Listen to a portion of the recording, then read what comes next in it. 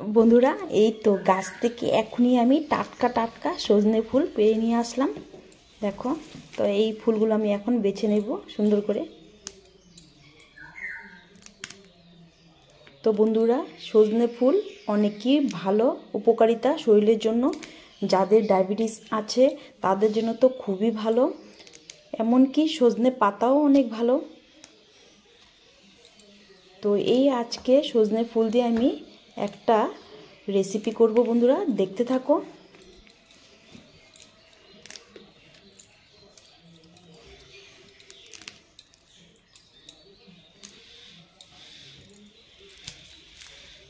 দেখো ছোট ছোট সজনে হয়ে গেছে। তো আমার তো খুবই ভালো লাগে সজনে ফুলের এই রেসিপি দিয়ে। তো তোমরা এক থালা ভাত খেয়ে নেবে। তো নমস্কার বন্ধুরা, তো চলে আসলাম আবার একটা নতুন রেসিপি নিয়ে। বন্ধুরা দীপার রান্না করে স্বাগত জানিয়ে আজকে ভিডিওটা শুরু করব। দেখো কত ছোট ছোট এখানে সজনে। তো আমাদের গাছেই থেকে আমি পেড়ে নিয়ে এসেছি।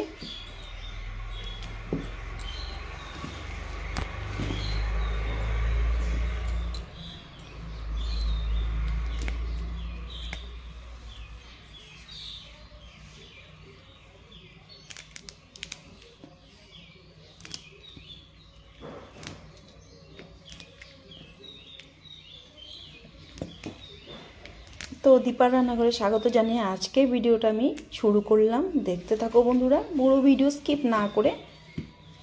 ভালো লাগলে অবশ্যই কমেন্টে জানিও, লাইক শেয়ার সাবস্ক্রাইব করতে একদম ভুলো না। তো এই সজনে পাতা দিয়েও তোমরা রেসিপি করেও খেতে পারো।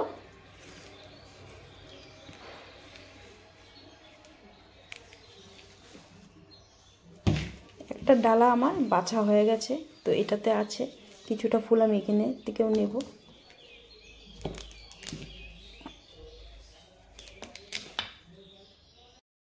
কত সুন্দরভাবে আমি বেছে নিয়েছি একদম।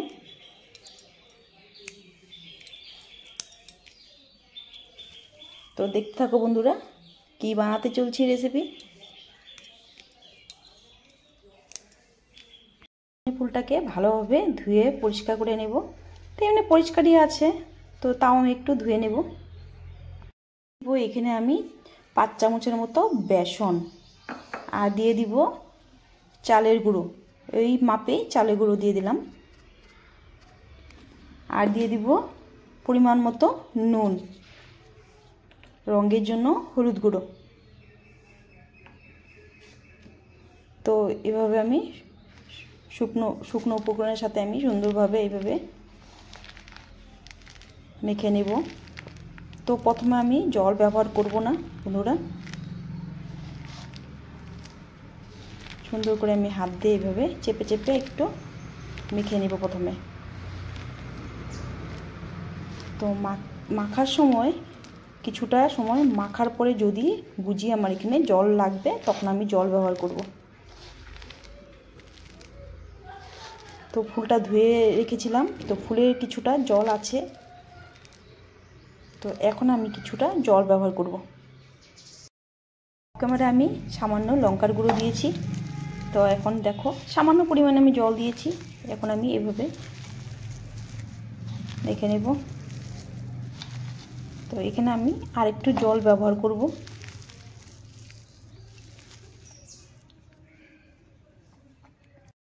তো সামান্য জল দিয়েছি আমি, তোমাদেরকে দেখাতে পারিনি, অফ ক্যামেরাতে একটু সামান্য করে জল দিয়েছি। তো দেখো এখানে আমি খুব একটা জল দিইনি, সামান্য পরিমাণে জল দিয়েছি।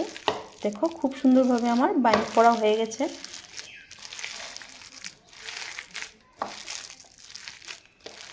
তো এখানে আমার মাখা হয়ে গেছে। তো সুন্দর দেখো। তো এখন আমি এটাকে ভেজে নেওয়ার পালা। এটাই হলো আজকে আমার রেসিপি। তেলটা গরম হয়ে গেছে, এখন আমি দিয়ে দিব পকোড়ার সাইজে এইভাবে একটু বড় বড় করে।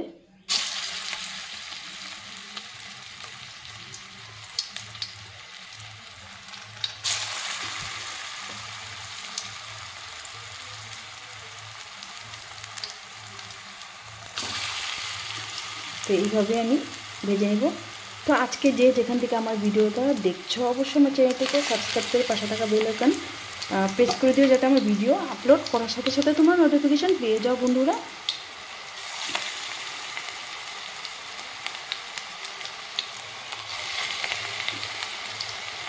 তো এক সাইড ভাজা হলে আমি উল্টে দেবো ভাজাগুলো।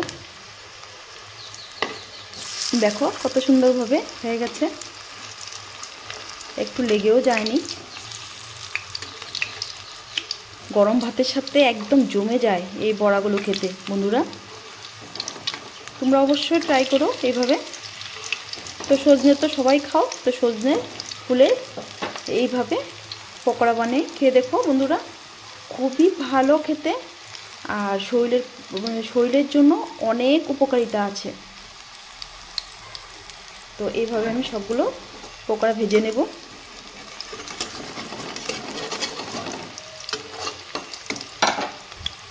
আমার পকোড়া দেখো বন্ধুরা, পকোড়াগুলো হয়ে গেছে, আমি নামিয়ে নেব। কত সুন্দর হয়েছে। তো বাকিগুলো আমি ভেজে নেব এইভাবেই। তো বন্ধুরা এইভাবেই সবগুলো উল্টে দেব।